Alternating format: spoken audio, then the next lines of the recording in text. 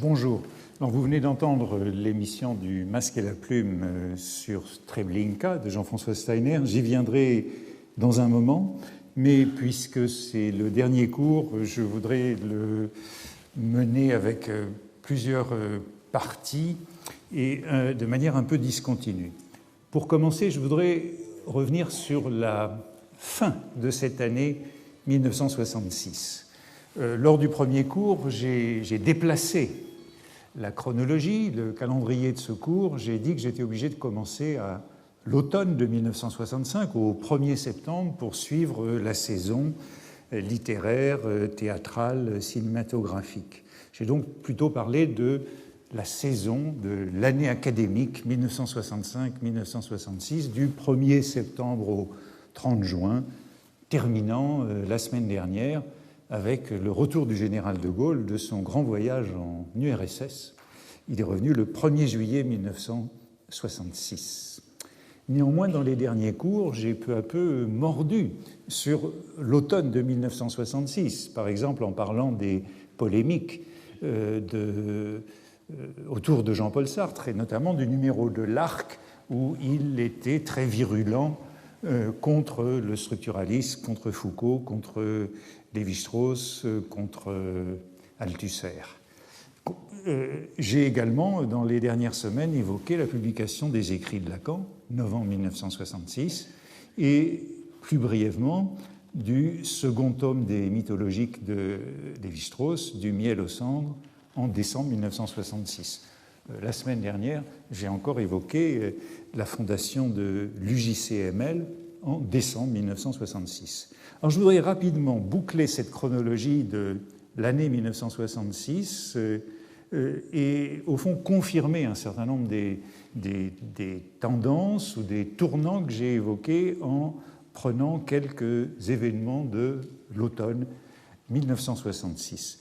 Et je commencerai par le voyage du général de Gaulle qui clôt la saison. C'est le voyage, si ça s'était terminé à Moscou le 1er juillet 1966, ça a recommencé le 1er septembre avec le fameux discours de Phnom Penh qui était dans la continuité d'événements qu'on a évoqués, à savoir le retrait de l'OTAN annoncé en février-mars 1966. Le 1er septembre, la France s'est retirée du commandement de l'OTAN et à Phnom Penh, devant 100 000 personnes, je crois, le général de Gaulle condamne le conflit qui est engagé par les États-Unis à quelques 100 kilomètres de là, au Vietnam, et affirme le droit des peuples à disposer d'eux-mêmes.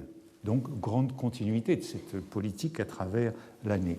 Je voudrais évoquer, je crois que je l'ai déjà fait brièvement d'ailleurs, quelques événements de cet automne, comme le colloque de Cerisy, de 12 septembre, les chemins actuels de la critique, qui, d'une certaine façon, là aussi, clôt les polémiques auxquelles nous avons assisté, les polémiques du printemps sur la nouvelle critique, décade de Cerisy sous la direction de Georges Poulet, réédité de nombreuses fois en 67, 68 et jusqu'à 1973, avec Paul Leman, Jean Rousset, Jean-Pierre Richard, Gérard Genette, Serge Doubrovski, Gérald Antoine, dont Antoine Pro nous a encore parlé la semaine dernière, René Girard.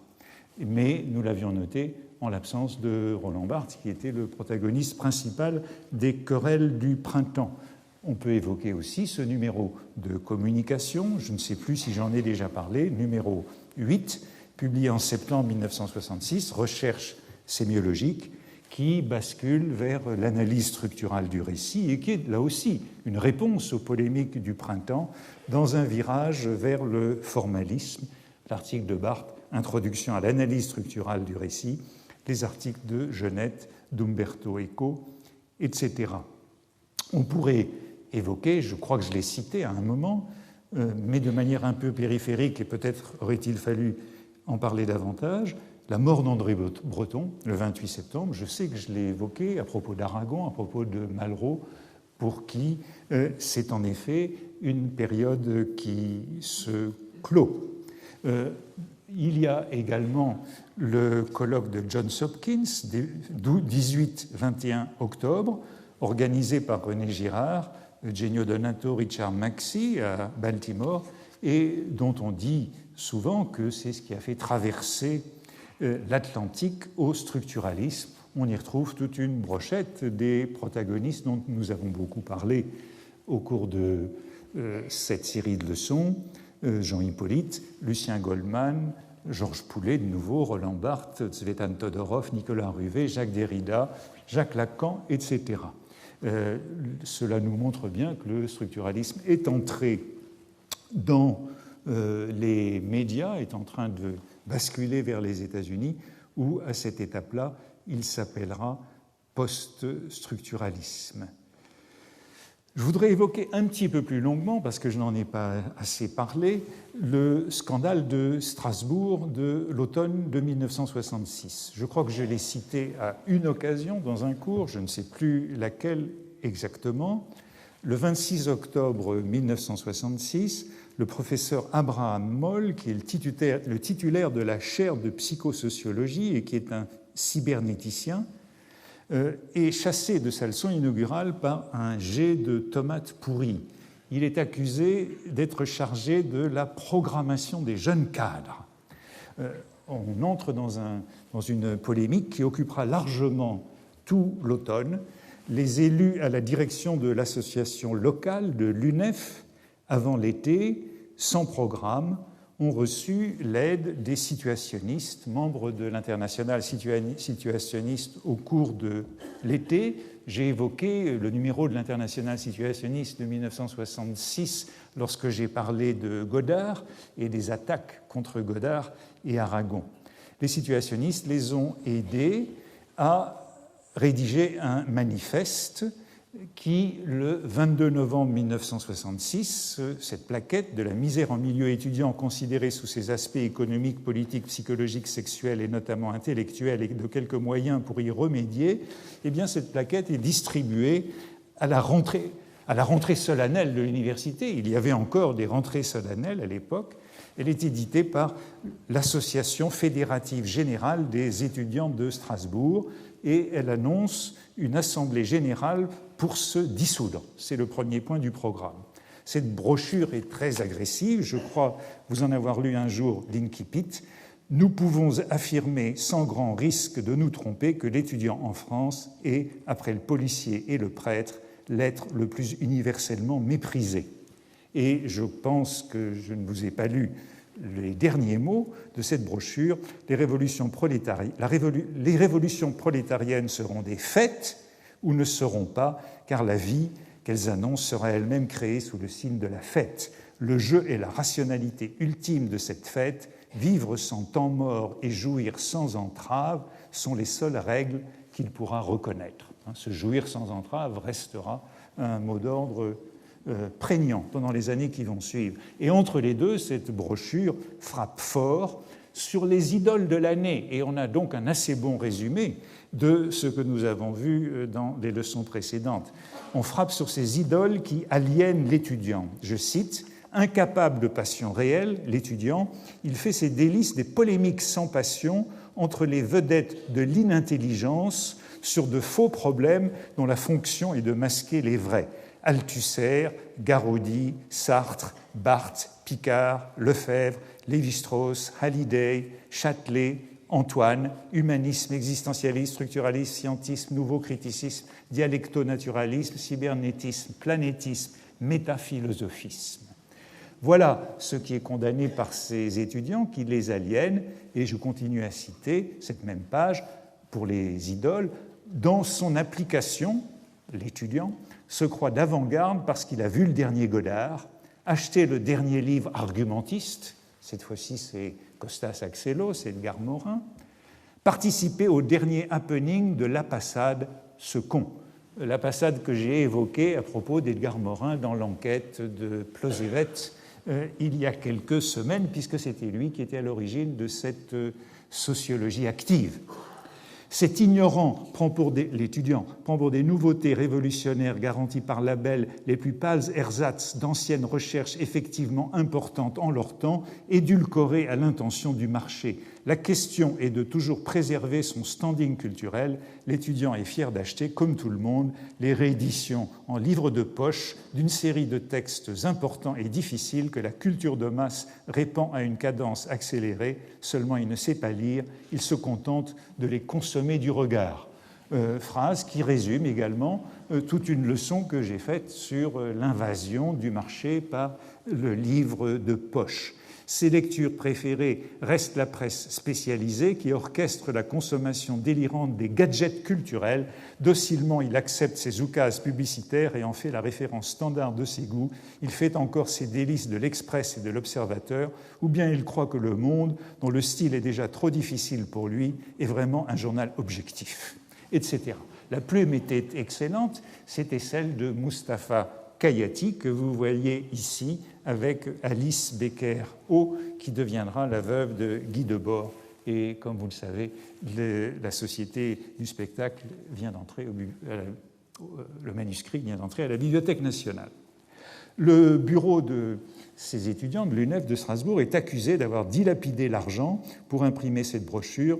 La justice est saisie en référé et ils sont condamnés. Voici l'attendu du jugement, qu'il suffit en effet de lire ces publications, dont les défendeurs sont les auteurs, pour constater que ces 5 étudiants, à peine sortis de l'adolescence, sans aucune expérience, le cerveau encombré de théories philosophiques, sociales, politiques et économiques mal digérées, et ne sachant comment dissiper leur morne ennui quotidien, émettent la vaine, orgueilleuse et dérisoire prétention de porter des jugements définitifs sur leurs condisciples, leurs professeurs, Dieu, les religions, le clergé, les gouvernements et les systèmes politiques et sociaux du monde entier, puis rejetant toute morale et toute entrave légale, vont cyniquement jusqu'à prôner le vol, la destruction des études, la suppression du travail, la subversion totale et la révolution mondiale prolétarienne sans retour possible pour jouir sans entrave. Voilà qu'ils sont donc condamnés selon l'ordonnance de référé rendu le 13 décembre 1966, et vous voyez que ça nous mène à la fin de cette année, par le tribunal de grande instance de Strasbourg, qui met sous séquestre les locaux et qui interdit l'AG qui devait prononcer la dissolution le 16 décembre. Sans doute, cela me fait-il penser que j'aurais dû insister davantage sur 2 ouvrages qui seront publiés en 1967, mais j'ai beaucoup parlé de Blanche ou l'oubli d'Aragon et des anti-mémoires de Malraux, publiés en 1967, mais justement écrits en 1966. J'aurais donc dû parler davantage de ces 2 livres rédigés, achevés en 1966, soumis à l'éditeur en 1966, La Société du spectacle, donc de Guy Debord, qui paraîtra en novembre 1967, de même que le traité de savoir-vivre à l'usage des jeunes générations de Raoul Vaneigem, qui est déposé, soumis à l'éditeur Gallimard au début de 1966, mais Gallimard met, au fond, jusqu'aux épisodes de l'hiver que je viens d'évoquer, pour se rendre compte que ça vaut la peine de publier ce livre, que ça se vendra. Et cela complète, en effet, ce programme qui mène à ce que nous découvrirons dans les années suivantes. Le numéro de l'Internationale situationniste de 1967, sur lequel je me fonde pour ce que je vous dis des épisodes de Strasbourg, fait un récit très très complet de ces mésaventures et conclut « Nous voulons que les idées redeviennent dangereuses, on ne pourra pas se permettre de nous supporter dans la pâte molle du faux intérêt éclectique comme des Sartre, des Althusser, des Aragon et des Godard ». Je voudrais encore terminer cette année 1966 en revenant sur, là aussi, des moments qui font en effet une clôture. J'ai évoqué au printemps le premier numéro de la quinzaine littéraire, le 15 mars, je crois, avec un certain nombre d'articles tout à fait majeurs, celui de Barthes sur la biographie de Painter, celui de Châtelet sur Lire le Capital et pour Marx d'Althusser, etc. Eh bien, le 1er novembre, le magazine littéraire publie, lui, son premier numéro sous la direction de Guy Sidbon, confirmant le point de vue que j'avais énoncé dans les premiers cours. sur la démographie, la sociologie et la constitution d'un nouveau public intellectuel. On pourrait également évoquer la nouvelle collection qui sort chez Gallimard. On avait parlé avec Pierre Nora de la Bibliothèque des sciences humaines qui était lancée au mois de mars 1966. L'année se termine avec une nouvelle collection lancée en novembre, Connaissance de l'inconscient, sous la direction de J.B. Pontalis, qui publie la correspondance de Freud en 2 volumes pour inaugurer cette nouvelle collection. Je terminerai en évoquant le film qui sort le 1er décembre sur les écrans à Paris et qui est La Grande Vadrouille de Gérard Houry sur les déboires des Français face aux Allemands sous l'occupation avec le duo célèbre de Bourvil et de Louis de Funès. Pendant plus de 40 ans, 1966 jusqu'à il y a 2 ans, c'est le plus grand succès d'un film français sur le territoire national, avec plus de 17 millions de spectateurs. Il a été dépassé seulement en avril 2008 par Bienvenue chez les Ch'tis. Pendant plus de 30 ans, ça a donc été le plus grand succès d'un film français, avant d'être un film de toute nationalité confondue en France, avant d'être dépassé par Titanic. C'est donc un film que j'aurai dans un moment l'occasion d'évoquer encore à propos du livre de Steiner, pour essayer de montrer que là aussi, il se peut qu'il y ait un tournant important dans les mentalités. Enfin, on peut dire qu'on peut terminer l'année aussi en revenant à la télévision. C'est une année de querelle sur la télévision d'État. À la suite de la réélection ou de la première élection du général de Gaulle au suffrage universel direct en décembre 1965 et de timides tentatives de libéralisation de l'ORTF. À la suite de l'élection présidentielle, de nombreux nouveaux programmes sont apparus. J'en ai cité certains, Zoom, Face à Face, à propos de Valdez-Crochet la semaine dernière, qui en était le 2e ou 3e invité, Face à Face devenu à l'automne de 1966 En direct avec, qui a été évoqué la semaine passée par Antoine Pro à propos du passage de Christian Fouché pour parler des réformes de l'éducation nationale. J'ai plusieurs fois montré des extraits de Dim Dam Dom, et notamment ce très beau film d'Agnès Varda pour les 70 ans d'Elsa Triolet, montré en octobre 1966. Je vous montrerai tout à l'heure un extrait de Panorama, toutes ces émissions apparues en 1968 à la suite des élections, et toutes ces émissions qui s'arrêteront en mai 68.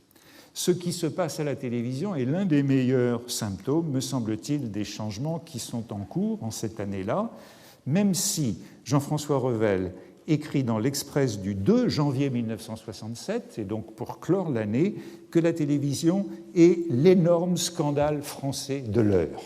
Je le cite, « Ce scandale, c'est l'asservissement de façon prédominante à la propagande gouvernementale de l'ORTF, qui est un service public payé par tous les Français. Que dirait-on si seuls les UNR avaient le droit de se servir des PET, et si les autres citoyens n'avaient le droit de poster une lettre que les rares fois où il plairait aux gaullistes de les y autoriser. Nous n'avons plus ni l'UNR ni les PET, mais ça nous montre bien qu'il y a là quelque chose qui est important. Et si j'avais eu un peu plus de temps, je vous aurais montré, pour terminer ce cours, une émission qui a eu lieu le 13 janvier 1967 et qui clôt parfaitement l'année à la télévision. C'est la comédie musicale Anna, téléfilm que je vous recommande de télécharger à l'INA. J'ai constaté hier soir, en téléchargeant les petites choses que je voulais vous montrer aujourd'hui, que l'émission de Proust, que je vous ai montrée il y a un certain nombre de semaines, je ne sais pas si c'est à la suite de mon cours, est numéro 1 des téléchargements de l'INA. Alors, Je crois leur avoir fait beaucoup de publicité et c'est assez surprenant, voir Proust numéro 1 à l'INA, à la télévision, mais enfin c'est le cas. Je vous aurais donc montré cette comédie musicale Anna, téléfilm de Pierre Koralnik sur la première chaîne, ce qui est une comédie musicale de Gainsbourg et qui est assez admirable, avec quelques chansons d'Anna Karina, comme Sous le soleil exactement et Roller Girl, chanson interprétée par Anna Karina. Anna Karina, c'est quand même la femme de 1966. Quelqu'un m'a fait donner tout à l'heure les lettres données, je crois que je dois le rendre, mais les lettres françaises du 31 mars 1966 avec l'interview de Foucault à propos de la sortie des Mots et les choses par Raymond Bellour. La couverture, c'est la couverture de toute la presse française au printemps de 1966, c'est Anna Karina dans La religieuse. Mais elle clôt aussi l'année avec Anna, ce magnifique téléfilm dont Très nouvelle vague, avec Gainsbourg et Brialy, qui sont les deux acteurs masculins, et la photo de Willy Current, que j'ai évoqué, puisque c'est le même que dans Masculin-Féminin, les belles images en noir et blanc de masculin-féminin. Mais je voudrais maintenant avouer les impasses, les lacunes, les manques de ce cours.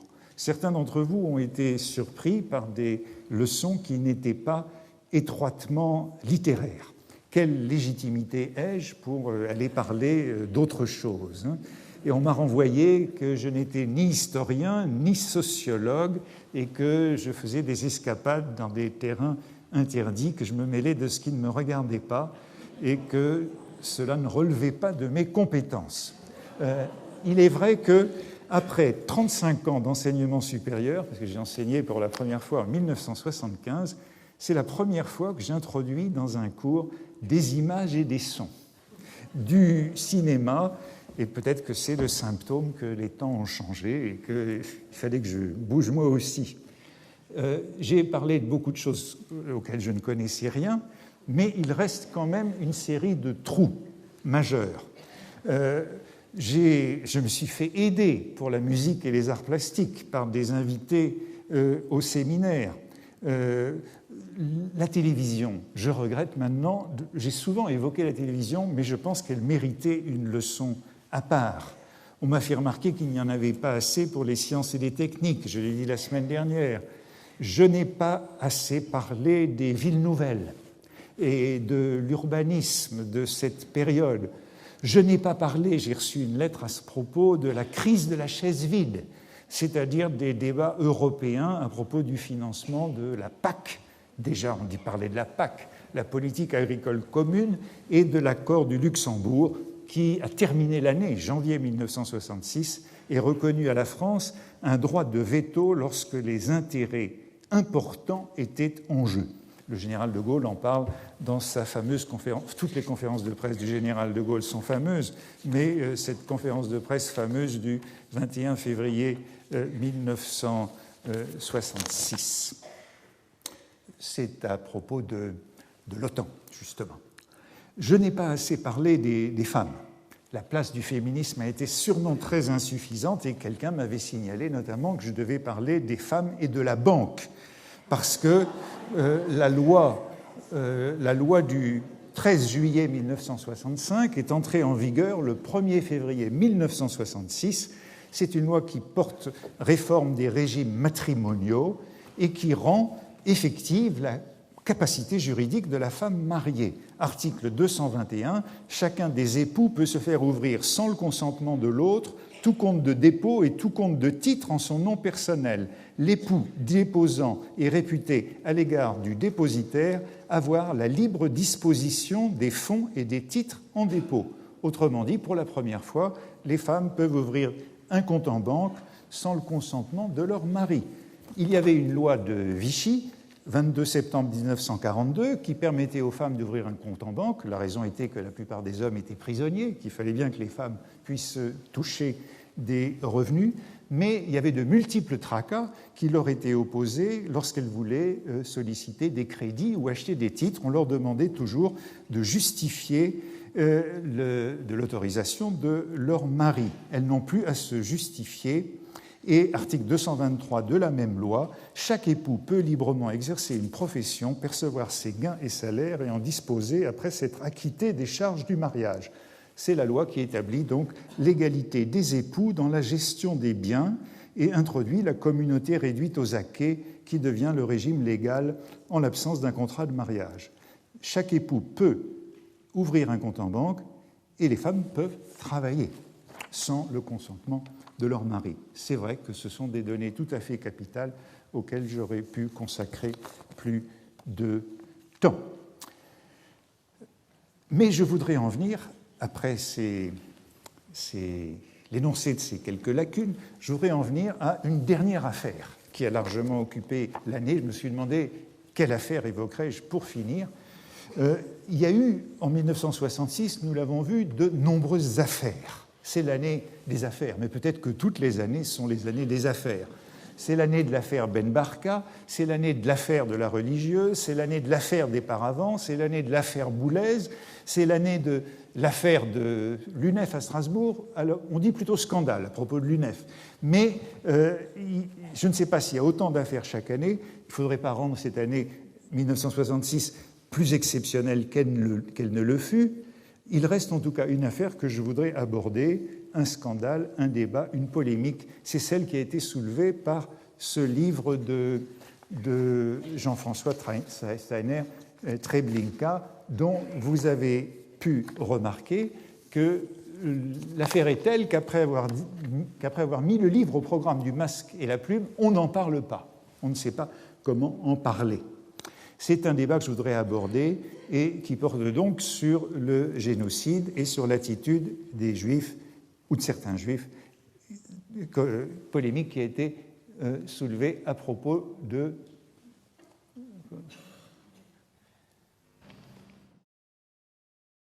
Bien, donc ça c'était un extrait de l'émission Panorama, émission d'actualité hebdomadaire de la télévision, l'une de ces nouvelles émissions de 1965.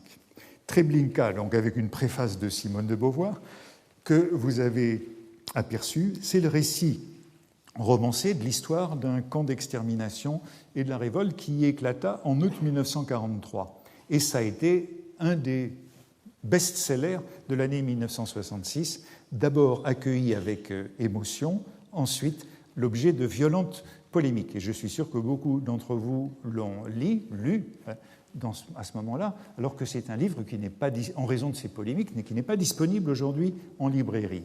Il a été lancé par une prépublication dans les Temps modernes, en février 1966, entre un éditorial de Michel-Antoine Burnier, dont nous avons parlé, sur les élections, et l'article de Michel Thor, dont nous avons aussi parlé, qui est la grande attaque de Paul Ricoeur, condamné pour plagiat.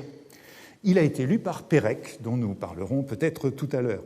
Et pour mieux saisir le contexte, signalons une autre prépublication le mois suivant, mars 1966, dans les Temps modernes, celle de La banalité du mal, par Hannah Arendt, extrait de son livre de 1963 sur le procès de 1960, dont la traduction, Eichmann à Jérusalem, rapport sur la banalité du mal, paraîtra en novembre 1966, justement, chez Gallimard, et qui est le premier titre de la collection Témoins, lancée par Pierre Nora. Vous vous rappelez peut-être que Pierre Nora nous a dit « J'ai lancé la Bibliothèque des sciences humaines, mais Gaston Gallimard m'a demandé de promouvoir une collection plus grand public, collection Témoins, qui a commencé par Hannah Arendt. » D'autres extraits de l'ouvrage de Steiner paraissent dans Le Nouvel Observateur, mais l'affaire démarre avec un entretien retentissant avec Pierre Deméron, que vous avez entendu au masque et la plume, à propos de la biographie de Proust par Painter, et qui porte ce titre assez provocateur, « Les Juifs, ce qu'on n'a jamais osé dire ». C'est un numéro spécial et gratuit de l'hebdomadaire qui lance le livre et le scandale le 14 mars 1966. Steiner est un jeune journaliste de 28 ans qui a collaboré à l'Express, Combat, et notamment au Nouveau Candide.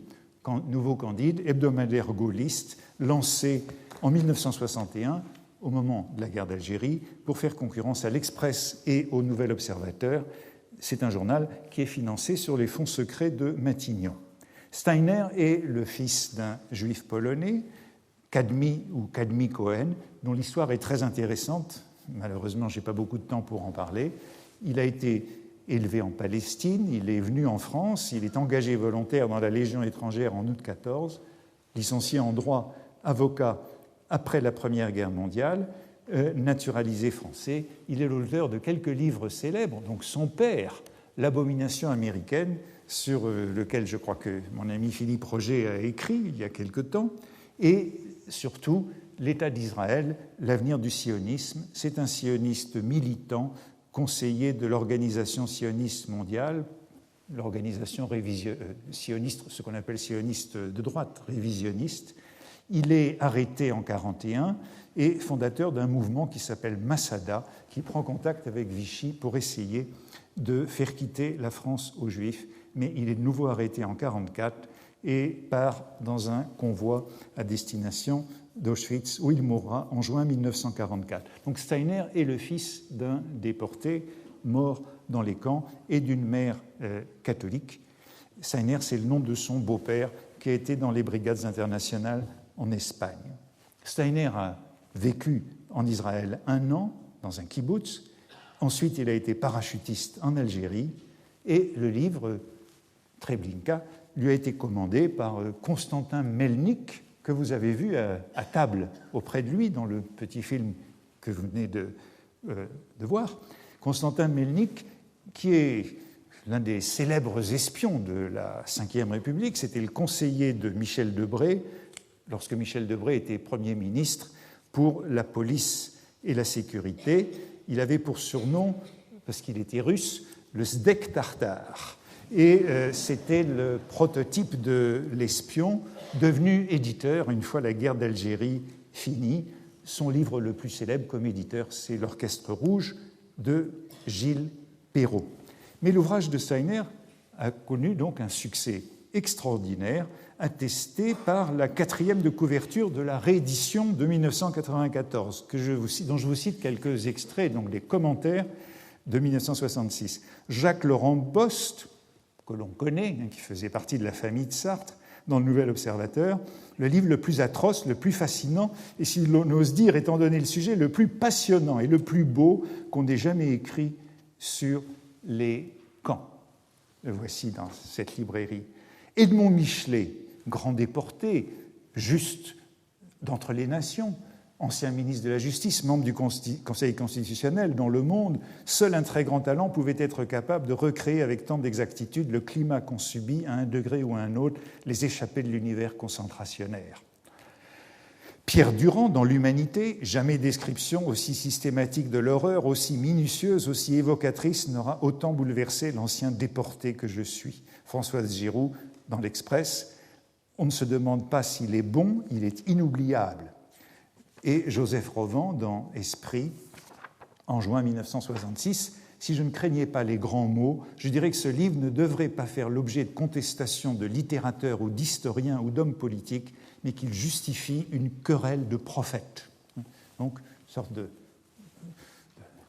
vague d'éloges pour ce livre, sans oublier la très longue chronique de François Mauriac dans le Figaro littéraire, en pleine polémique en mai 1966, bouleversé par le livre et refusant d'entrer dans la dispute. Je cite « Je rouvre Treblinka et je suis sûr maintenant que j'aurai la force et le courage d'en voir la fin avant que la journée soit achevée, puisque la fin, c'est la sortie de l'enfer pour le peuple de Dieu. » Un peu plus haut, il a écrit « Ce que Treblinka nous révèle avec une évidence qui nous rend la force et le courage de revivre en pensée ce que ces hommes, ces femmes, ces enfants ont subi, c'est la mission d'Israël qui est de rappeler à l'Occident de quelle abomination il a été le témoin et donc le complice, et de lui interdire l'oubli. » Avec les noms des camps, écrit encore Mauriac, les enfants juifs pourraient chanter une ronde, une comptine comme Amstramgram.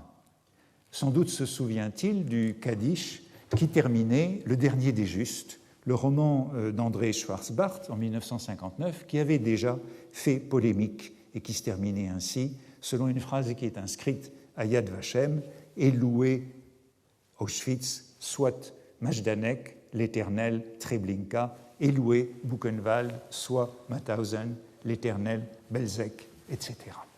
Mauriac suggère le motif du scandale.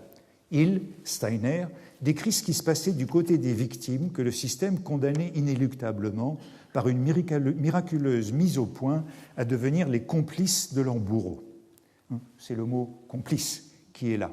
Puis Mauriac digresse sur les bourreaux, les Allemands, et sur l'édification de l'Europe qui est en cours, avant de conclure « Le peuple de Dieu n'est sorti de son enfer, n'est revenu sur la terre, qui lui avait été donné que pour répéter au monde des survivants par sa seule présence, souvenez-vous, n'oubliez jamais ». Le livre connut dès lors un énorme succès. Je crois que 150 000 exemplaires ont été vendus dans l'année. Il est défendu par les déportés, obtient le Grand Prix de la Résistance. Mais la controverse s'amplifie, même si Simone de Beauvoir avait averti dans sa préface, je la cite, « L'auteur n'a pas prétendu faire un travail d'historien. Chaque détail est garanti par les témoignages écrits ou oraux qu'il a recueillis et confrontés, mais il ne s'est pas interdit une certaine mise en scène. En particulier, il a reconstruit les dialogues dont il ne connaissait évidemment pas les termes, mais seulement le contenu. On lui reprochera peut-être le manque de rigueur, il aurait été moins fidèle à la vérité s'il ne nous avait pas livré cette histoire dans son mouvement vivant. » Steiner reconstruit en effet les destins de ces témoins, fait parler ces personnages. Certes, il s'est documenté, il a recueilli ces témoignages en Israël, mais les témoins ne se reconnaîtront pas dans le livre. Et l'amorce du scandale réside toutefois moins dans le livre lui-même que dans cet entretien de Candide, dont je vous ai montré la couverture scandaleuse. C'est là que se noue le scandale, où Steiner fait part de son sentiment de honte face à la mort de tant de Juifs. Je cite, « Pourquoi les Juifs se sont-ils laissés mener à l'abattoir comme des moutons ?» s'est demandé, après bien d'autres, Jean-François Steiner, juif lui-même. Il avait 2 ans en 1940, dont le père et une grande partie de la famille sont morts en déportation. Tout tourne donc autour de cette image. Ils sont morts comme des moutons, qui est dans l'actualité, comme on va voir. Steiner l'a trouvé dans un article qui est sa source essentielle, qui est le point de départ du livre, « Le miracle dans l'abdication », publié dans la revue mensuelle de l'Association des médecins israélites de France en mars 1964. C'est un article d'Abba Kovner, qui est un grand résistant de Vilna, qui s'était exprimé le 31 décembre 1941 à Vilna dans une harangue appelant à la résistance au lieu, je cite, d'aller comme des moutons à l'abattoir. Voilà d'où vient cette phrase pour lui, et c'est une phrase dont la responsabilité hantera jusqu'à sa mort Kovner. L'article évoquait donc la passivité des victimes, mais aussi, avec ce titre, le miracle dans l'abdication, la résistance, le miracle de la résistance et de l'héroïsme. Et c'est ça le point de départ de Steiner, qui recherche une histoire de résistance juive à opposer à la honte de la passivité. Et c'est ainsi qu'il fixe son choix sur la révolte de Treblinka en août 1943, dépouille les documents à Yad Vashem, a des entretiens avec les survivants. Je le cite, toujours dans cet article « Entretien qui fait scandale », si j'ai écrit ce livre, c'est parce que plus que de l'indignation, l'émotion qu'on voulait m'enseigner, je ressentais la honte d'être l'un des fils de ce peuple dont, au bout du compte, 6 millions de membres se sont laissés mener à l'abattoir comme des moutons. Le livre porte donc sur la machine de destruction nazie. Le mot est employé partout. Les inventions techniques sont décrites froidement. À Treblinka, comme d'ailleurs dans tous les camps d'extermination, je cite, les Allemands avaient organisé la machine, comme ils disaient, c'est-à-dire la machine à exterminer, de telle sorte qu'eux-mêmes n'avaient pratiquement plus rien à faire. C'était les Juifs qui faisaient tout. Son livre décrit ainsi, dans la machine, des victimes complices de leur sort. Je le cite encore, « Affaiblis physiquement, brisés moralement, les Juifs se laissaient conduire à la mort comme un troupeau de bêtes à l'abattoir, se laissaient transformer en complices de l'extermination de leur peuple. » Arendt avait dit des choses assez voisines, qui avaient là aussi choqué lorsqu'elle dénonçait la trahison des élites. Arendt écrivait, par exemple, dans son livre qui paraît à la fin de 1966 en France, « Partout où il y avait des juifs, il y avait des responsables juifs, reconnus comme tels, et ces responsables, à de très rares exceptions près, collaborèrent d'une façon ou d'une autre, pour une raison ou une autre, avec les nazis. » Et le thème de la passivité est aussi abordé dans son livre, notamment lorsqu'elle cite les leçons que Ben Gourion voulait tirer du procès Eichmann à Jérusalem. Ils se sont laissés emmener, Ben Gourion, je cite. Quant aux Juifs de la diaspora, ils devaient se souvenir que le judaïsme, vieux de 4000 ans avec ses créations spirituelles, sa quête morale et ses aspirations messianiques, avait toujours affronté un monde hostile que les Juifs avaient dégénéré au point d'aller à la mort comme des moutons à l'abattoir et que seule la création d'un État juif avait permis aux Juifs de rendre coup pour coup. Vous voyez, chez Hannah Arendt, tout le noyau de la polémique était là. La dégénérescence du peuple juif l'incitant à aller à la mort comme des boutons et la mise en cause des responsables juifs des organisations qui s'étaient rendus complices. Steiner reprend donc cette idée de la passivité comme faillite morale. Entre parenthèses, c'était une idée qu'on trouve dans les textes de son père de l'avant-guerre.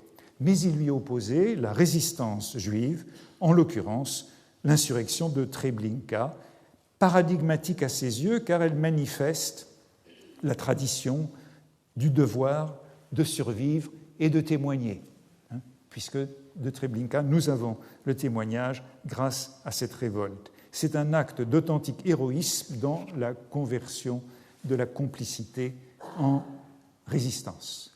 Alors pourquoi le scandale ? Premièrement, je dirais parce que le livre est plus un roman qu'un document. C'est un document romancé. N'oublions pas que nous sommes aussi l'année d'un livre dont j'ai peu parlé, In Cold Blood de Truman Capote, de sang-froid, publié en 1966, qui fait la couverture de l'Express le 18 juillet 1966, avec ce titre « Le chef-d'œuvre de 1966 ».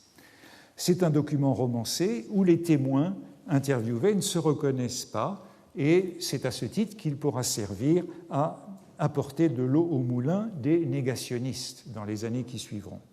Deuxièmement, il crée ce malentendu en insistant sur la passivité, la complicité, la participation passive ou active à la persécution. Un numéro de Rivarol, en mai 1966, applaudit ainsi la thèse des Juifs collaborateurs. En réaction, Léon Poliakov, un historien de l'antisémitisme, dénonce le retour de ce cliché antisémite de la lâcheté juive. On associe ce livre commercial exploitant ce sujet au livre de Roger Perfit, publié peu auparavant, Les Juifs, 1965, qui prétendait lutter contre l'antisémitisme, mais qui reproduisait avec complaisance la plupart des clichés antisémites. Steiner est le plus violemment attaqué par David Rousset, de nouveau dans Candide. L'affaire Treblinka, les Juifs accusent. Mais c'est David Rousset qui est leur principal porte-parole, et c'est encore une affaire de presse, ça fait vendre tout cela. C'est David Rousset, l'auteur de l'univers concentrationnaire, qui accuse Steiner d'antisémitisme. Il dit « Steiner est un raciste juif ». À quoi répond le Nouvel Observateur, Simone de Beauvoir, qui avait fait la préface, qui reprend la parole avec Claude Lanzmann et Richard Marienstrass. Le miracle, dit-elle, c'est que du fond de l'impuissance, une révolte ait pu avoir lieu. Suite à un échange de lettres dans le Nouvel Observateur entre David Rousset et Simone de Beauvoir, David Rousset, reprenant ce mot d'ordre, c'est un raciste juif, non pas antisémite, non pas nationaliste israélien, mais qui parle d'un racisme glorieux de la nature juive. Alors là aussi, je crois qu'il faut que nous voyions que 1966 est un moment important. Je l'ai dit, le livre d'Hannah Arendt est publié à la fin de l'année. L'enfer de Treblinka de Vassili Grossman est réédité dans ce contexte. Le scandale est lié à ce thème de la victime consentante ainsi qu'au rôle des conseils juifs dans les ghettos et dans les camps. Et cela n'est pas atténué par l'accent du livre. Vous l'avez entendu, il voulait faire un livre sur la résistance juive. Et le livre est lu comme un livre sur la passivité et la collaboration. Ce livre marque le réveil de la mémoire de la Shoah en France, la mise en cause de la présentation des camps comme universels qui dominait depuis la Libération, sous le thème de l'univers concentrationnaire, le titre du livre de David Rousset, l'univers concentrationnaire, le même pour tous. C'est le début de l'insistance sur le sort spécial des Juifs, sur la spécificité de leur histoire, et c'est le début de la différence entre camps de déportation et camps d'extermination. Et vous avez entendu dans l'extrait du Masque et la plume, au début du cours, comment cette distinction n'était pas faite par les journalistes qui parlaient là. Auschwitz n'est pas Buchenwald, ainsi que l'histoire officielle gaulliste et communiste l'avait maintenu jusque-là. Je terminerai sur cela en évoquant Pierre Vidal-Naquet. Vidal-Naquet avait évoqué son admiration pour ce livre de Steiner dans un article du Monde du 2 mai 1966, alors que la polémique faisait déjà rage. Vidal-Naquet défend le livre alors que l'affaire est déjà déclenchée, dans un article publié sous le titre « Treblinka et l'honneur des Juifs ». Pour l'essentiel, écrit-il, parce qu'il y a déjà des doutes sur la fidélité, l'exactitude historique, pour l'essentiel, Jean-François Steiner a su faire revivre avec vérité la dialectique de l'humiliation et de la révolte qui est l'histoire de Treblinka. Vidal-Naquet a aussi été opposé à David Rousset dans un débat organisé par Combat. Cependant, en 1980, dans un article intitulé « Un Eichmann de papier », il écrit qu'il était tombé dans le piège tendu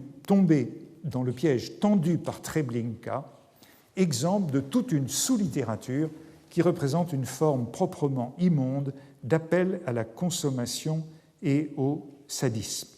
Vidal-Naquet reviendra souvent, parlera très souvent de ce livre, et toujours avec cette même thématique. Je me suis fait avoir en 1966, mais sans jamais renier le fond de ce qu'il avait dit. Il ne renie pas le fond de cet article de 1966 et il reconnaît à de multiples reprises que ce livre a réorienté définitivement ses travaux. Le livre était mauvais, mais pour Vidal-Naquet, et je dirais non seulement pour Vidal-Naquet, c'est un livre de conversion. En 1966, dira plus tard Vidal-Naquet, je le cite encore, était publié chez Fayard, à grand lancement et à grand scandale, le livre exécrable de Jean-François Steiner, Treblinka. Et c'est pourtant ce livre qui m'a fait comprendre ce qu'était un camp de pure extermination. La formation d'un historien ne se fait pas seulement à coup d'études documentées, même dans l'œuvre d'un historien et naturellement dans sa vie, il y a une part d'irrationnel. Ainsi, ce livre mauvais, détestable, scandaleux, n'en a pas moins bouleversé toute l'œuvre de Vidal-Naquet, qui le cite encore dans ses mémoires, livre exécrable. C'est en réalité en 1966 que, autour du destin juif, mon propre destin bascula. Ça, c'est la dernière version dans ses mémoires. Je m'étais engagé dans une voie sans retour. C'est ça que je voudrais marquer. Le livre est mauvais, il est détestable, et pourtant, il est un tournant de la conscience de Vidal-Naquet, et je dirais bien plus largement de la conscience française sur les camps. Vidal-Naquet, dont les parents avaient disparu à Auschwitz. C'est donc une polémique importante qui a été continuée avec beaucoup d'eau apportée au moulin négationniste. D'autres ingrédients qui ont été connus peu après, le mariage en 1967 de Steiner avec une étudiante allemande rencontrée à Paris, Grit von Brauchwitz. Les voilà dans France Soir quelques mois plus tard. Elle est la petite-fille du général von Brauchwitz, qui était le commandant en chef de l'armée de terre allemande en 1940, qui est devenu maréchal le 19 juillet 1940, après la réussite de la campagne de France. Climat qui est donc relativement pesant, et on a pris en même temps plus tard le rôle joué par Gilles Perrault dans l'écriture romancée de ce document.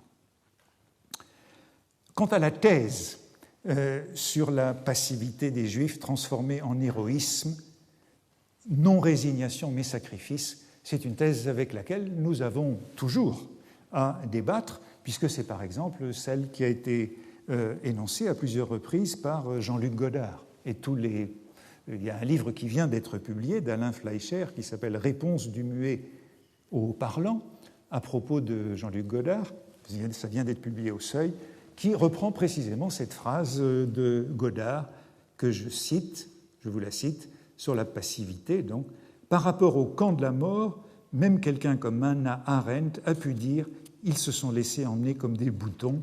Moi, je me suis mis à penser au contraire que c'est eux qui ont sauvé Israël. Au fond, il y a eu 6 millions de kamikazes. » Donc l'idée fixe de Godard qui a fait scandale. Je donne donc, pour finir, de l'importance à cette affaire pour au moins 2 raisons. C'est la suite de l'affaire Schwarzbart de 1959, mais avec une toute autre ampleur, et elle prélude à toute la révision de l'histoire de l'occupation qui aura lieu en France dans les années qui vont suivre. Prise de conscience du rôle des Français dans la persécution des Juifs, notamment. Sartre commence à en parler en 1967, juste après. Inflexion de toute l'historiographie. L'un des auditeurs, ou plutôt une auditrice, m'a envoyé le livre de son père, Paul Tillard, sur la grande rafle du Veldiv, publié en 1967, qui vient d'être réédité. Et bien sûr, cela mènera quelques années plus tard au Chagrin et la pitié, et puis au grand livre de Paxton. Et puis, le deuxième point pour lequel je voulais parler de cela aujourd'hui, c'est parce que tout cela n'est pas sans affinité avec la destinée de Georges Perec, dont je disais qu'il avait lu au moins l'article des Temps modernes, parachutiste, lui aussi. J'ai évoqué, ça me permet aussi de boucler les choses, puisque lors d'un premier cours, j'ai évoqué Les choses, son roman de l'automne de 1965, j'en ai parlé comme un roman de la vie étudiante prolongée. Eh bien, ça me permet de citer son autre livre de l'année, 1966, « Quel petit vélo à guidon chromé au fond de la cour », publié au printemps, qui est cette fois un roman de l'armée, du service militaire et de l'Algérie. On fait tout pour éviter à un camarade de partir là-bas. Eh bien, je voudrais terminer le cours avec ça. J'ai encore une chose à vous dire, mais je voudrais terminer mon propos avec ça, puisqu'au fond, cette fin de 1966, c'est un peu avant la guerre des 6 jours, et tout cela sera évidemment profondément bouleversé dans les années suivantes. Il me reste quelques minutes pour conclure, et je voudrais le faire en me livrant à un peu d'égo-histoire pour conclure cette série de leçons sur 1966, ou plutôt 1965-1966. Jusqu'ici, comme je vous l'ai dit à plusieurs reprises, j'ai traité les hommes et les femmes de 1966 comme s'ils étaient des Nambikwara ou des Arapèches.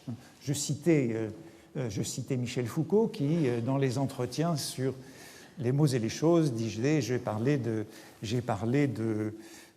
des hommes, de ces vieilles épistémées, comme des Nambikwara, les Nambikwara de Lévi-Strauss ou les Arapèches, les fameuses tribus de Margaret Mead.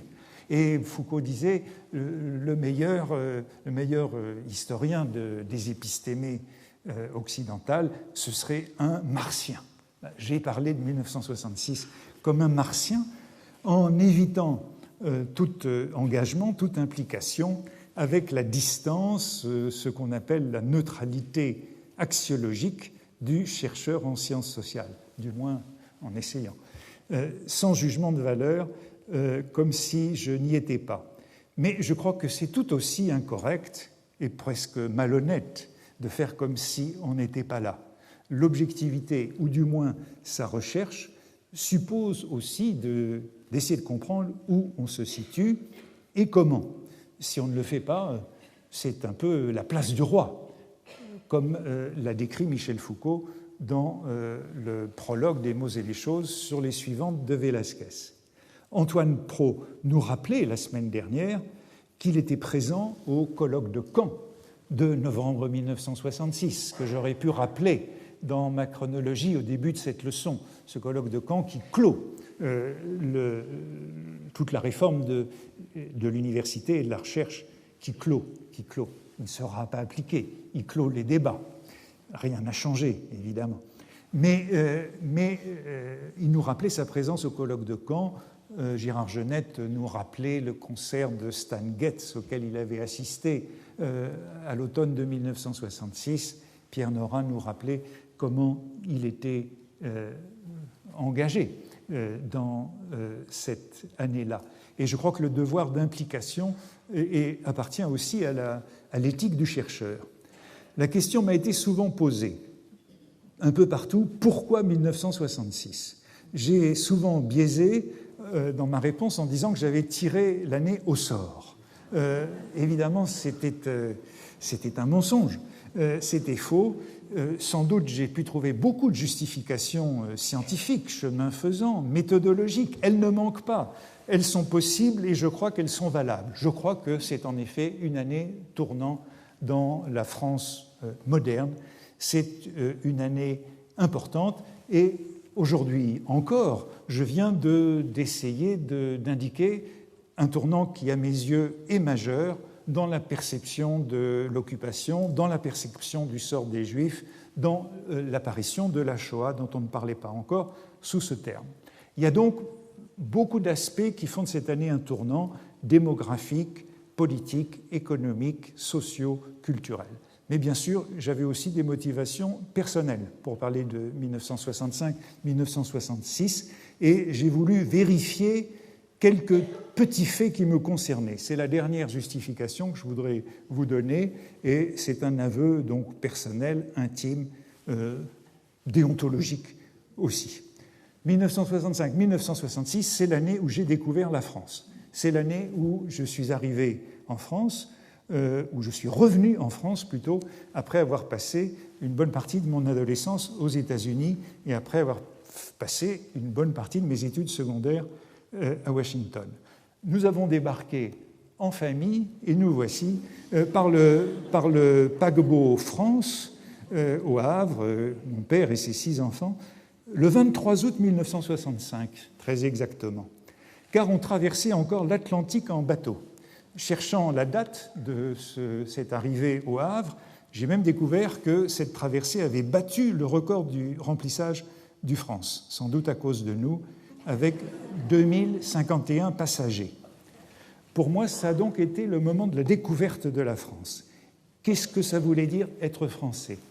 Qu'est-ce qu'une nation ? Qu'est-ce qu'une identité nationale ? On en débat beaucoup aujourd'hui, peut-être même un peu trop, plus ou moins heureusement. Mais j'ai les souvenirs de m'être posé cette question en arrivant en France, et si j'ai un sentiment d'identité française, il date de cette année-là, avec la haine et l'amour qu'on peut avoir pour une identité nationale. Au fond, c'était l'un de mes buts, c'était de vérifier ce sentiment, de vérifier la dimension historique de mon histoire. J'ai évoqué à plusieurs reprises le livre d'Annie Ernaux, Les années, que j'aime beaucoup, qui est probablement l'une des sources de ce cours. Et au fond, dans chaque leçon, j'aurais pu inclure une digression sur ma présence. Quand je suis arrivé à Paris, le 23 août ou le 24 1965, donc, l'une de mes premières recherches, vaines d'ailleurs, a été celle du quartier latin. J'ai pris le métro et je ne sais pas pourquoi, j'avais l'idée de trouver le quartier latin. Je ne l'ai jamais trouvé. J'imaginais, je pense, un quartier qui ressemblait à Oxford ou à Cambridge. Et malgré cela, il se trouve que j'aurais passé une bonne partie de ma vie entre l'école polytechnique, la Sorbonne et le Collège de France, en plein quartier latin. Je suis au cœur du quartier latin, mais je le cherche toujours. En tout cas, au début de septembre 1965, cette année-là, j'ai seulement traversé Paris avant de me rendre en province, en pension. On m'a dit que mon cours sur 1965-66 était un peu trop parisien, et pourtant j'étais en province. Voici la preuve. Ça, c'était ma photo de classe de 1965-1966 élève au Prytanée national militaire à la Flèche. Vous me trouverez si vous avez de bons yeux. Au passage, cela désigne une autre impasse de ce cours. Je me rends compte, en vous montrant cette photo, que je n'ai pas parlé de l'armée en 1965-1966. Or, l'armée en était, elle aussi, à un tournant cette année-là. Elle venait de passer par des terribles plans de réduction des effectifs à la suite de la guerre d'Algérie, et elle avait été divisée par deux. Elle est passée de 62 à 66, de 700 000 hommes à moins de 350 000 hommes. Et il y avait une grave crise dans l'armée en 1965-1966, une crise dont je voudrais simplement vous donner ce témoignage pour corriger cette lacune. Voici ce que disait Joël Le Teul. Joël Le Teul, peut-être que ce nom ne vous dit plus grand-chose, mais sachez seulement qu'il était le mentor de notre actuel Premier ministre. Nous sommes toujours en 1966 en ce sens. François Fillon était l'attaché parlementaire de Joël Le Teul, et quand Joël Le Teul est mort, ministre de la Défense sous Giscard d'Estaing, c'est son jeune attaché parlementaire qui lui a succédé. C'était un spécialiste de l'armée. J'en parle parce qu'il était professeur d'histoire à la Flèche également. Et voici ce qu'il disait. En octobre 1965, à l'Assemblée nationale, l'inquiétude est grande dans l'armée de terre. Dans beaucoup d'unités, les cadres s'interrogent sur son rôle et son avenir. Ne risque-t-elle pas de paraître quelque peu anachronique ? Cet état d'esprit est inquiétant. Il est indispensable que par des mesures pratiques immédiates, cette dégradation de la confiance soit stoppée. Le ministre des Armées, Pierre Messmer, disait à peu près la même chose à l'Assemblée nationale le 10 novembre 1965 à propos du basculement technique de l'armée. C'est une armée qui se convertit de la contre-guérilla à la dissuasion. Vous connaissez les mots de cette époque, ce que la langue française doit à ces débats militaires, des stratégies militaires de 65-1966, c'est l'expression « tous azimuts » passée dans le langage courant, dont je vérifiais les statistiques pour nous montrer que c'était bien en 65 qu'elle se développait. Nous la devons au général Ayré, qui était le stratège de la défense nucléaire française. Il y aurait donc eu un cours à faire sur l'armée. 1965-1966, c'est peut-être l'année où le service militaire n'a plus été une épreuve de virilité pour les jeunes Français. C'est l'année où on a commencé à être fiers d'être réformés, ce qui était inconcevable auparavant. En 1965-1966, je ne partageais donc pas les préoccupations d'un certain nombre de jeunes Français plus parisiens et plus intellectuels. J'appartenais sans doute à la génération du livre de poche, dont j'ai beaucoup parlé, et je vous ai montré de nombreuses images des livres de ma bibliothèque, de mes lectures, pour illustrer mon propos.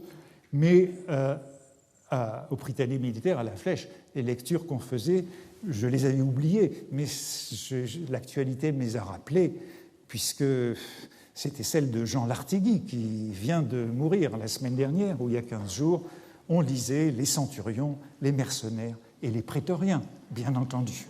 La campagne présidentielle, j'en ai parlé. Oui, je me souviens de l'avoir suivie attentivement. J'ai vu les entretiens de De Gaulle et de Michel Droit à la salle de télévision du Prytanée, le général bondissant et s'écriant « Bien entendu, on peut sauter sur sa chaise comme un cabri, le voici », en disant « l'Europe, l'Europe, l'Europe », mais cela n'aboutit à rien et cela ne signifie rien.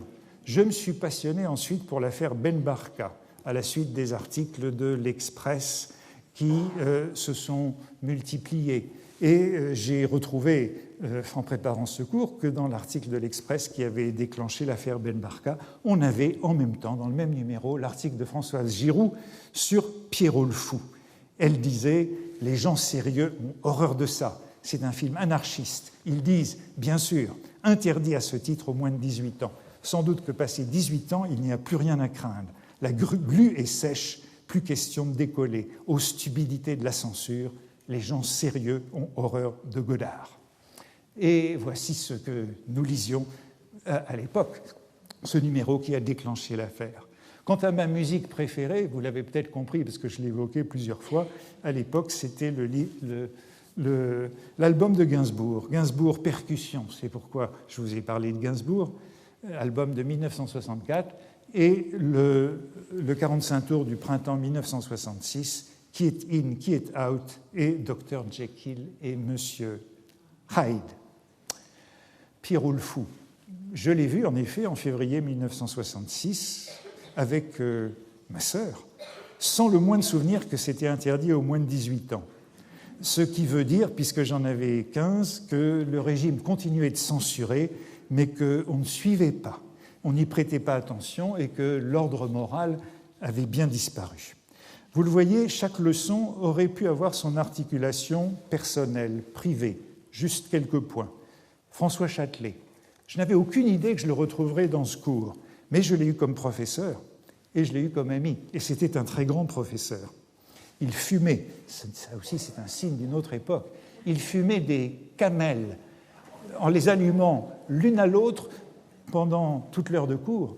Il fumait à peu près un paquet de camels en 1 heure de cours, et il en est mort. C'est pour ça que je l'ai dit, c'est pas très drôle. J'ai évoqué François Val, ou nous l'avons évoqué à plusieurs reprises. Il a été mon premier éditeur au Seuil et un ami. Althusser, je me souviens de l'avoir rencontré dans son petit bureau de la rue d'Ulm, Roland Barthes, bien sûr, Gérard Genette, Pierre Nora. Le dernier que je voudrais évoquer, c'est Roland Leroy. J'ai parlé de lui de la semaine dernière. Roland Leroy, qui est celui qui a repris en main l'UEC, qui était le membre du bureau politique du Parti communiste. C'était un homme, je n'ai jamais rencontré un homme aussi séduisant. Il ressemblait à Roger Vaillant, et on avait l'impression d'être devant Mosca ou quelqu'un de la sorte. Il fallait être vraiment résistant pour ne pas s'inscrire au PCF après avoir eu affaire à Roland Leroy. Si je vous disais que je n'ai jamais connu d'homme aussi charmant que Roland Leroy, eh bien ça vous ferait rire et vous riez, et vous aurez raison, mais c'est aussi cela, les aléas de l'histoire. J'ai aussi bien connu un peu Christian Fouché, dont nous parlions la semaine passée, et Vidal-Naquet, dont je parlais aujourd'hui. Mais il y a aussi eu beaucoup de développements inattendus, et j'en signalerai un ou deux. Je n'avais aucune idée en commençant ce cours qu'Aragon y occuperait autant de place. Je ne savais même pas qu'il figurerait dans ce cours, avec ses bons côtés comme Blanche ou l'oubli. J'ignorais que ce livre me servirait de chronique de l'année, et avec ses mauvais côtés, comme ce que je vous ai lu la semaine passée de son intervention au congrès d'Argenteuil contre Althusser, cette intervention insidieuse, délatrice et odieuse. Je ne savais pas non plus que je vous parlerais autant de Malraux, dans l'œil du cyclone, dans l'œil au centre de toutes ces affaires, mais absent, déprimé, alcoolique, enfoncé dans les anti-mémoires.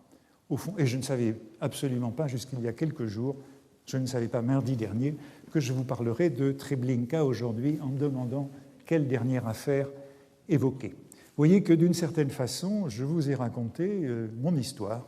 1966, c'était un peu un prétexte. J'ai l'illusion que c'est l'année après laquelle je n'ai pas changé, ce qui est évidemment faux, ce qui est évidemment complètement trompeur, mais je crois que nous avons besoin de ces fictions pour continuer à vivre. Merci.